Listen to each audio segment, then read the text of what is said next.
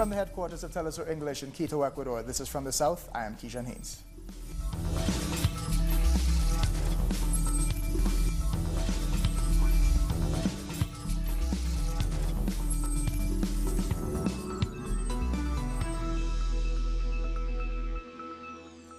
Welcome. Cuba's President Miguel Diaz-Canel has said that he supports equal marriage. During an exclusive interview with teleSur, Diaz-Canel says that recognizing same-sex marriage is another step towards eliminating discrimination.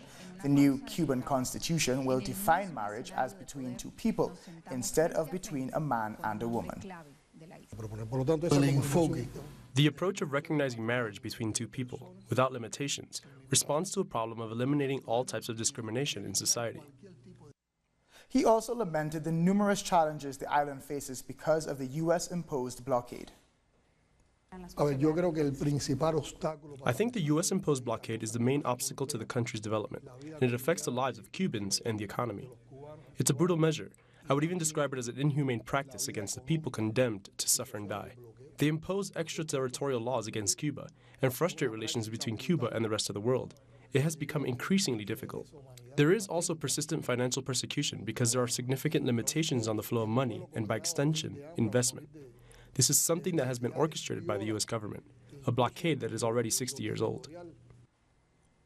But despite the obstacles, the Cuban president says people remain resilient. He also stressed the importance of engaging with the younger generation in revolutionary Cuba. I think it's necessary for the revolution. Fidel strongly believed in it. He went to universities when he wanted to discuss a problem. He had famous encounters at the Cadenas Plaza at the Havana University during the first years of the revolution. For me, it has been necessary, since I was a youth leader and when I was party secretary in 2 provinces, and when I was Minister of Higher Education. That need to talk to the youth that has so much to contribute and freshen up. To know about their aspirations, their willingness to participate and propose things. That communication is a 3rd pillar that should be part of the new figures. The 4th pillar is that those of us in leadership should know that the answers to our problems are very complex. So we can't talk about one alternative. We always have to find several alternative solutions. Fidel also subscribed to that concept, and the only way to be more effective is to turn to scientific research and innovation. Because many times we investigate but don't nail it down, and that, used as a tool to solve problems, can be used by all leaders to defend their actions. The judiciary in Guatemala has ordered the head of the International Commission Against Impunity, Ivan Velázquez, to be allowed in the country. The Constitutional Court has unanimously overruled President Jimmy Morales' decision to ban him from entering Guatemala. Just over 2 weeks ago, Morales expelled the UN mission that was investigating him for alleged corruption. The decision prompted several protests. Our correspondent Mario Rosales has the latest. The Constitutional Court has ordered President Jimmy Morales to allow the head of the Commission Against Impunity, Ivan Velázquez, to enter the country again. A few weeks ago, Morales expelled the UN mission from Guatemala. Now people are skeptical about Morales complying with the court order. In its resolution, the Constitutional Court reminded the president that the ruling have to be obeyed. But some groups that support the government are advising him not to comply with the court's order, saying that this resolution is illegal. But experts say that if the president doesn't respect the Constitutional Court's decision, he would be breaking the constitutional order. Authorities are also waiting for the United Nations Secretary General's statement, Antonio Guterres, on the situation, and if he will keep Ivan Velázquez as the head of the Commission Against Impunity. We will keep you informed. Thank you, Mario. The Secretary General of the Organization of American States, Luis Almagro, has downplayed a military option against Venezuela. During a visit to Colombia, Almagro said military intervention against the Bolivarian country should not be ruled out. But now the OAS Secretary General says that democracy and diplomacy are the keys to resolving the Venezuelan crisis. He added his words were misinterpreted.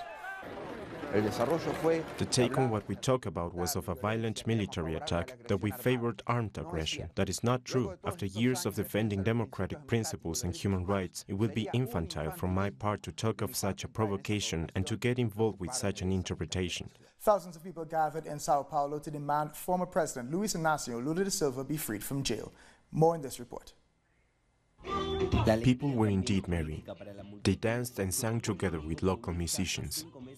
However, their party-like antics have a political side. They took to the streets to demand the release of Lula da Silva after 5 months of imprisonment. It is important to use art for reivindicating our rights because they are taken away from us, even the right of making art. The coup that happened in Brazil was absolutely misogynist. It was against women in presidency, and now we are resisting and re-existing.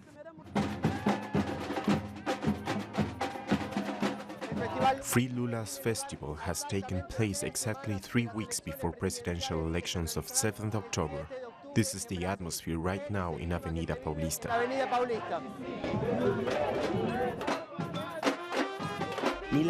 Neither the prospect of being fined by Sao Paulo's mayor or the threat of violence could hold back the determination of the Brazilian people who marched to Paulista Avenue. Fascism wants to take over the country, and we should take care to keep it away from the population. We need culture and art. That's the solution for our country, and not weapons. Fernando Haddad, a presidential candidate of the Workers' Party, also took part in the festival. Notably, Paulista Avenue was turned into a strictly pedestrian-only zone with a cycle lane, so it should come as no surprise that the festival took place here. Actually, we did have a candidate who could have won in the first round, but because he was disqualified, we have Lula's candidate. He made Lula's program belonged to his team. He is Fernando Haddad. Our job from now until October 7th is to turn Lula's votes into Haddad's votes.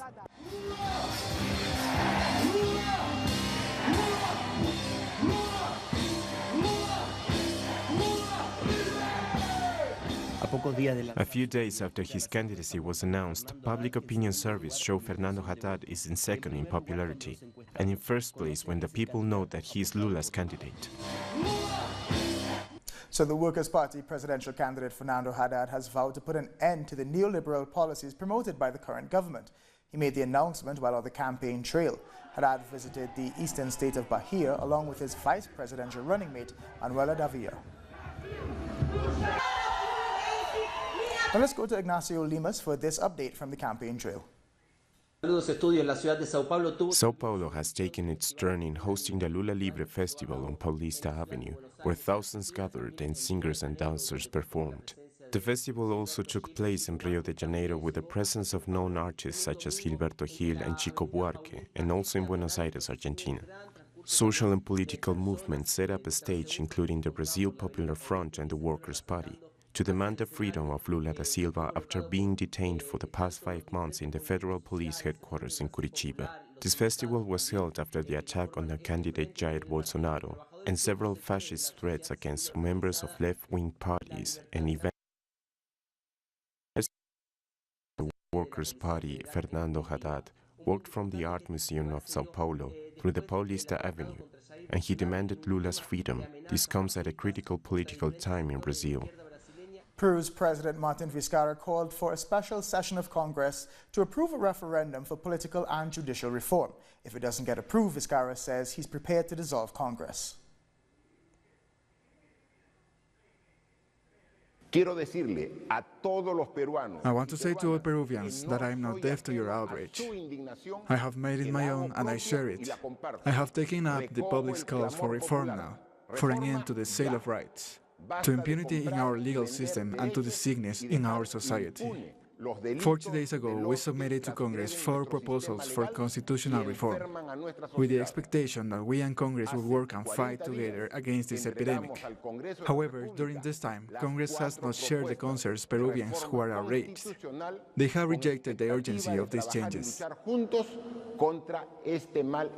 We have more from our correspondent Jaime Herrera in Lima.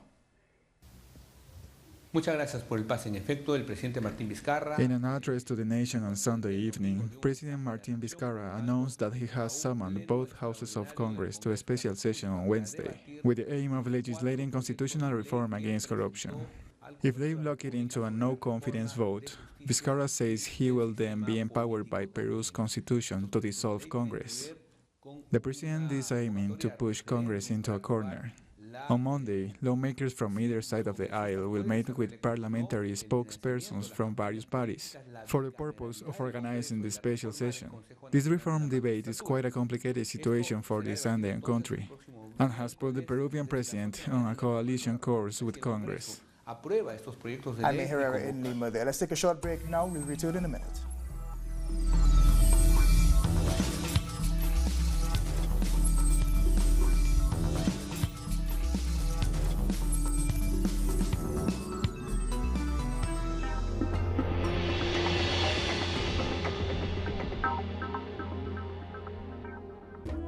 An occasion to enjoy the cultural diversity that defines our South American essence.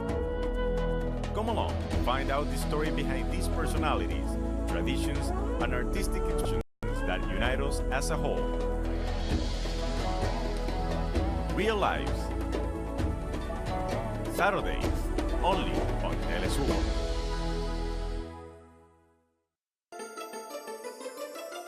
The ruling world order has always subjugated the masses. But who are the actors behind every move? What are their real interests? We analyze every move on Critical Move. Weekdays, only on teleSur.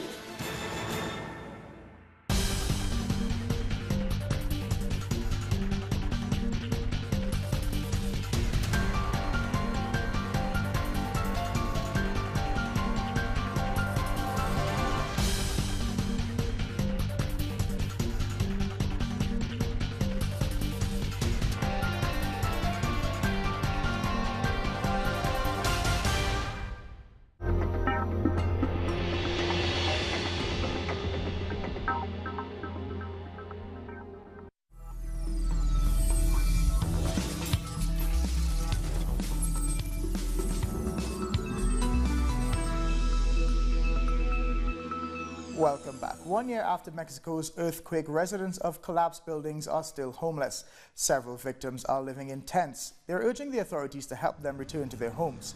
The earthquake killed over 350 people and flattened dozens of buildings in Mexico City. It's been very hard on us. First, because we still don't have a building solution, so it's been a bit hard. It's been very tough, seriously very tough, but I haven't had recurring dreams curiously. However, it's been very, very terribly hard. Mexico's President-elect Andrés Manuel López Obrador has promised to roll out social programs for the elderly and indigenous people. AMLO also said that he has students' best interests at heart. Credit schemes to promote economic development are high on his priority list. He made these announcements at the meeting in the state of Nayarit during Independence Day celebrations. There are going to be changes. There will be changes. And look, I will not disappoint you. I will not. And anytime there's a difficult situation, I will be present and I will talk to you. I'm sure you will understand me because I will never ever make a decision that negatively affects the people of Mexico. Never, ever. I will always act in good faith and with justice. We must all seek the transformation of the country. President Enrique Peña Nieto has presided over his last military parade in Mexico at a time when there are questions about the role of the armed forces that they are playing in domestic security. In the biggest military parade in Mexico, the Army, Marines and Air Forces present their arms to the President and citizens who attend the parade in the centre of the capital. But it's not all cheers. The use of the armed forces has been questioned all the way back to the days when former President Felipe Calderón ordered the soldiers to start the war against narcos, a war which has left more than 170,000 dead. The army is affected to some extent by the same thing. The entire country is affected by corruption. I don't think the army has to assume security functions. It should help the population and obviously, in case there is a war. After 11 years patrolling almost all states of the country, neither Calderón nor Enrique Peña Nieto pulled the military from domestic security functions. The problem is that if the army is still assuming security functions, the police will never be trained. All politicians know how to solve it, but it is difficult for them to solve it politically. Civil society organisations look to the new government to change this national security strategy. Critics say it is giving impunity to army forces to violate human rights. Morena has always been on the side of fighting security without war. He has asked for the constitution to be applied. The president-elect has said the army and the Marines will continue as normal for now. The Secretary of National Security says it is a temporary measure until forces are regularized. Former trade union leaders at Ford in Argentina are suing the company's former bosses over torture. They say they were detained in the company's factory and tortured by members of the military dictatorship 4 decades ago. The union leaders were held prisoner for 2 years. They say the former executives were complicit in the 1976 coup d'etat and the 7-year-long military dictatorship. We were taken away in the worst way. We were held for 40 and 60 days, a year under national executive power and enduring all kinds of torture. We are the voice of those who will not and perhaps never will see justice for the 30,000 people who disappeared as well. They fought on opposite sides during Colombia's internal conflict, but love has brought them together for life. 6 former FARC guerrilla combatants and right-wing paramilitary members got married in a joint mass ceremony. The event was part of a campaign to promote the fighters' reintegration into society. The ceremony took place in the country's capital, Bogota. Bolivia's President Evo Morales has asked Chile for calm as the nations await a ruling regarding their maritime dispute. Morales also asked Chilean President Sebastián Piñera to find an understanding in the dispute. He also said, quote, "The wounds opened more than 100 years ago should be closed. The International Court of Justice in The Hague is expected to rule on the case." The announcement of a new cabinet in Haiti has fueled protests in the capital, Port-au-Prince. Fiery demonstrations erupted on Sunday following the ratification of Jean-Henri Sillon as Prime Minister. Protesters burned tires, blocked major roads, and vandalized property. Special forces had to be called in to quell the escalating tensions. The Jean-Henri Sillon government won 84 votes in favor, 5 against, and 4 abstentions. On Twitter, he asked Haitians to join forces for the happiness of the country. The Prime Minister of Trinidad and Tobago, Dr. Keith Rowley, will visit Guyana on Wednesday to sign a memorandum of understanding on energy cooperation. The memorandum is controversial because Guyana's private sector has warned the government against entering any arrangement that could be disadvantageous to local business, especially as Guyana's energy industry is rapidly developing. For Region 10. A 1,500-year-old Mayan altar has been unveiled in Guatemala. The piece was found in a small archaeological site north of the country. The altar has an inscription in Mayan hieroglyphics. Evidence shows a political movement was formed to rule the Mayan lowlands in the southeast of Mesoamerica.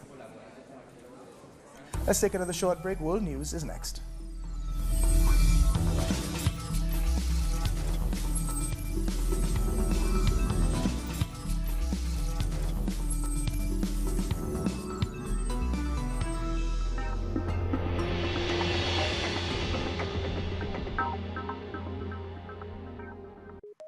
Pakistani journalist Tariq Ali examines the mass media influence promoted by imperialism.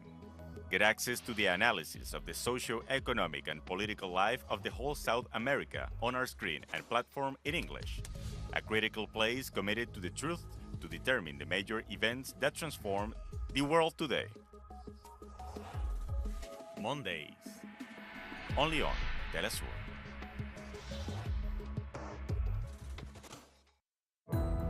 Our actions have an impact on the environment. It's our responsibility to change for the sake of our planet. Let's be part of this transition. Watch, preserve, and protect your Green Zone. Wednesdays, only on teleSur.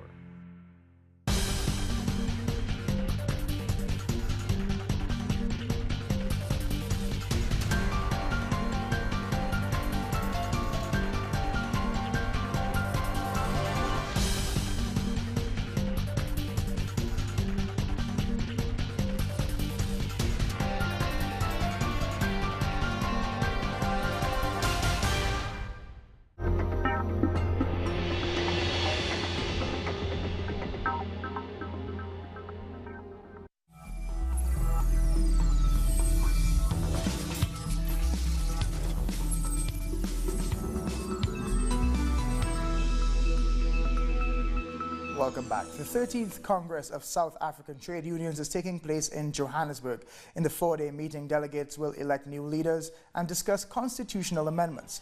Commissioners will also decide whether to continue supporting the African National Congress. President Cyril Ramaphosa spoke at the opening. The resolution of the 54th Conference of the ANC decided that there should be expropriation of land without compensation, and this should take place without any fail. And it is going to happen because that is a decision of our conference. We want to utilize this as one of the comprehensive measures to accelerate land reform that will reduce poverty, that will strengthen the economy and increase agricultural output. And for those who think that this program of land reform means that we are going to give land to the elite, I want to make it very clear that our land reform program is not about giving land to the elite. It is about giving land to the ordinary people in our country and not the chosen few. So we will be seeking then to focus attention on ensuring that we improve agriculture, focus on agriculture, and enable our people or our compatriots who are involved in agriculture, particularly emerging farmers, are able to get the support that they need. Protests have taken place in Libya's capital, Tripoli, to demand better living conditions. Dozens of demonstrators gathered to ask for a better quality of life. Carrying banners and singing slogans, protesters also demanded that the president and other government officials resign from their posts. German Chancellor Angela Merkel has arrived in Algeria to strengthen trade relations. Merkel is also planning to discuss migration and counterterrorism with the country's president and prime minister. During the one-day visit, the government also dismissed 2 high-ranking generals from the army. Purges in the national security forces have been happening for about 3 years now. Hungary's Prime Minister Viktor Orban says his government will take the European Parliament before the Court of Justice of the European Union. This comes after the European Parliament voted in favor of sanctioning Hungary for violating the rule of law. During a speech in Parliament, Orban criticized Brussels for its migration policies. He said the EU wants to create a reception service to manage immigration. We are better at border protection than anyone else in Brussels or in some international organization. Therefore, we will not give up the right to protect our borders. We will not allow a single bit from the right to protect the borders. This is how I will represent Hungary at the summit in Europe this week. Hundreds of people have participated in the Gay Pride Parade in Serbia's capital, Belgrade. The LGBTI activists are urging the government to draft laws on registered partnership and gender identity. They say it's the first step toward the end of discrimination. Anna Brnabic is the first openly gay prime minister, but the Orthodox Church still holds great influence in the country. I feel fantastic. The atmosphere is excellent, and I'm very happy that everything is going so well and in peace. North and South Korean officials are holding meetings ahead of the Inter-Korean Summit on Tuesday. South Korean President Moon Jae-in will meet North Korean leader Kim Jong-un in an attempt to normalize relations in the peninsula. Moon will go to North Korea for the 3rd meeting. Denuclearization will be the main topic on the agenda. Our correspondent Isora Diaz tells us more. Everything is ready for the 3rd Inter-Korean Summit, a historic summit between the South Korean President Moon Jae-in and the North Korean leader Kim Jong-un. This summit will take place in North Korea's capital, Pyongyang, according to South Korean sources. Denuclearization will be the main topic in the agenda. The South Korean president will leave his country this Tuesday morning and should arrive to North Korea at 10 a.m. local time. But his first meeting with Kim will not take place until the afternoon. Afterwards, there will be an official welcome dinner. Moon Jae-in has 3 main goals: The first one, developing and improving the inter-Korean relationship. He also wants to promote dialogue between North Korea and the US. And finally, he wants to debate on how to reduce tensions in the peninsula and to avoid any attempt of a possible war. A group of over 90 people travelled to North Korea to prepare the summit. This is taking place now that Washington has said it will not recognise the armistice signed between the two Koreas. Let's recall that the war in the Korean peninsula for some continues as an armistice was signed instead of a peace agreement. This agreement is one of the requests made by North Korea to move forward in debating the rest of the topics. Thanks. Kenya's Olympic marathon champion Eliud Kipchoge has shattered the marathon world record in Berlin. The super athlete crossed the finish line in 2 hours, 1 minute and 39 seconds. Kipchoge took nearly 1 minute and 20 seconds off the previous best set by his compatriot Dennis Kimeto.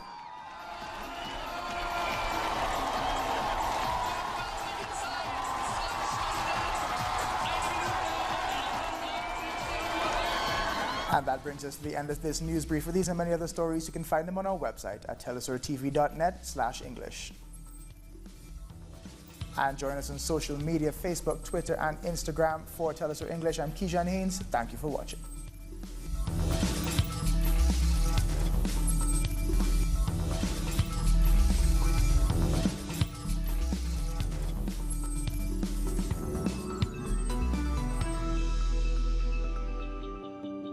Enjoy our programming from Monday to Friday, where you'll find the best information on innovation.